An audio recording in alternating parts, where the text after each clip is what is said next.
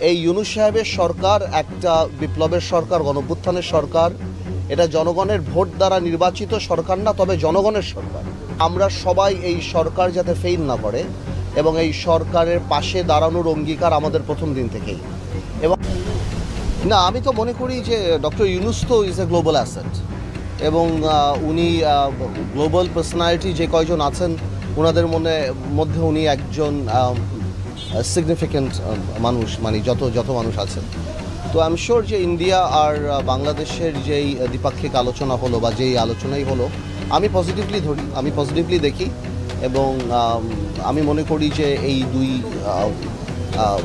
Head of স্টেটের যে আলাপ আমাদের দেশের জন্য ভালো কিছুই নিয়ে আসবে। আর বেশ কয়েকটা গুরুত্বপূর্ণ ব্যাপারেই আলাপ হয়েছে দেখলাম আমরা। তো আমি যে কোনো এই ধরনের আন্তর্জাতিক ক্ষেত্রে যে দ্বিপাক্ষিক আলোচনা আমি পজিটিভভাবেই দেখি।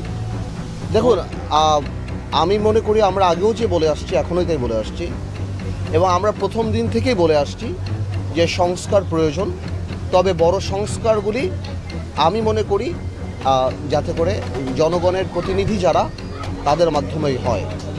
তো আমরা সেভাবেই ইউনূস সাহেবকে সাহায্য করে যাচ্ছি এবং বা তার পাশে আছি। এবং ইউনূস সাহেব বারবারই বলছেন, আমরা শুনছি যে ডিসেম্বরে হবে কিংবা ডিসেম্বর থেকে জুনের মধ্যে হবেন যদি বড় বড় রাজনৈতিক দলদের সাথে একমত হয়। তো আমি এটা বিশ্বাস করতে চাই যে নির্বাচন ডিসেম্বর মাসেই হবে এবং প্রয়োজনীয় সংস্কারগুলি হবেন। যেগুলি হবে না সেগুলি ভবিষ্যৎ যে জনগণের সরকার যে হবে ইনশাল্লাহ তারাই করবে। না, আমরা তো দল গোছাচ্ছি। আপনারা জানেন যেটা আমরা অনেক আগে থেকেই বাংলাদেশ জাতীয় পার্টি বিজেপি এখন যে কোনো সময়ের চেয়ে আগের চেয়ে অনেক বেশি শক্তিশালী এবং রেলেভেন্ট এবং প্রাসঙ্গিক রাজনীতিতে। তো আমরা করছি এখন ঈদের পর থেকে এখন আবার আমাদের কাজ আরম্ভ হবে। ঢাকাতে আসনগুলি বা অন্যান্য যে আসন, আমরা হয়তো জুন মাস থেকে আসন ভিত্তিক আলাপ আলোচনায় যাব বা ক্যান্ডিডেট নিয়ে আমরা বেশি কনসেন্ট্রেট করবো। এগুলি এখনও টু আর্লি টু সে। না, নির্বাচন হবে, কোনো সংস্কারগুলি কি নির্বাচনের ইনফ্রাস্ট্রাকচারকে কোনোভাবে এফেক্ট করে কিনা, দ্বিপাক্ষিকের কোনো আলোপার আসনে, এই ব্যাপারগুলি এখনও আমাদের কাছে পরিষ্কার না যে এই সরকার কোন সংস্কারগুলি করবে। কিন্তু তার সেই সংস্কারের উপর অনেকাংশেই নির্ভর করে যে আগামীতে কী রকম নির্বাচন হবে, ক্যান্ডিডেট কারা হতে পারবে বা কী আলাপ হতে পারে বা কী ধরনের নির্বাচনী ঐক্য হতে পারে। তো আমার মনে হয় আরেকটু সময় লাগবে। দেখেন, আমি আপনাকে একটা কথা বলি, আমি দ্রুত না আমি সেই ব্যাপারে কথা বলবো না। আমি বলবো এতটুকু যে সংস্কার যেগুলি সেগুলি করা উচিত এবং যেগুলি বড় সংস্কার এগুলি ন্যাশনাল কনসেনসাস নিয়ে জাতিগতভাবে ঐক্যমতের ভিত্তিতে একটা চার্টার করে দরকার পড়লে বলে দিয়ে যে আমরা সবাই এই সংস্কারগুলি জনগণের প্রতিনিধি যে সরকার হবে তারা করবে। Because at the end of the day আমাদের কমিটমেন্ট তো মানুষের উপর, আমাদের কমিটমেন্ট ভোটারদের উপর, জনগণের উপর। তো আমরা যদি সেটা না রাখি, সেই কমিটমেন্ট না রাখি, তাহলে জনগণের কাছে আমাদের জবাবদিহিতা করতে হবে।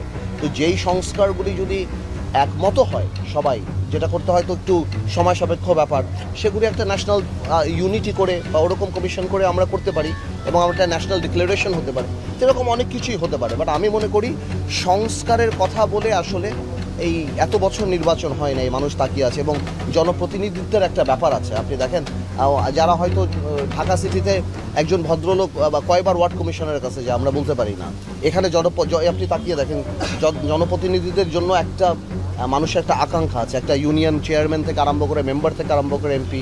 তা আমার মনে হয় যে সেই জিনিসগুলি মাথায় রেখে নির্বাচনের দিকে চিন্তা করা উচিত। না, এটা তো আমি মনে করি যুক্তিসঙ্গত হবে। বাট আমি মনে করি যেটা আমি জানি না এটার ফরমেশনটা কি। যতখানি আমি ফরমেশন দেখেছিলাম আমার কাছে মনে হয় যে এই ফরমেশনটা ওনারা আনুপাতিক হারে, আমি যত দেখলাম আনুপাতিক হারে ওপরের যে চেম্বারটা থাকবে সেখানে নেবে। বাট আমি মনে করি আমার জায়গা থেকে আমি মনে করি বাংলাদেশের মেরুদণ্ড উন্নয়ন যদি আপনার করতে হয় তাহলে আপনার স্থানীয় সরকারকে করতে হবে।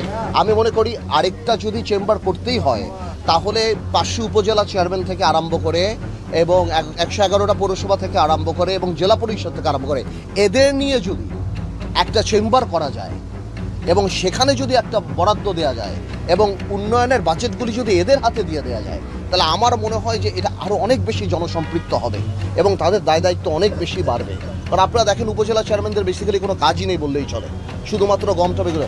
তাদের যদি একটা বাজেট দেওয়া হয় তাহলে আমার মনে হয় সাধারণ মানুষরা আরও অনেক বেশি উপকৃত হবে, সেটা আমার ধারণা এবং আমাদের প্রস্তাব। বাট আমরা এখনও বলতে পারি না ওনাদের আসলে সংস্কারের মেইন প্রস্তাবটা কী হবে। ঠিক আছে।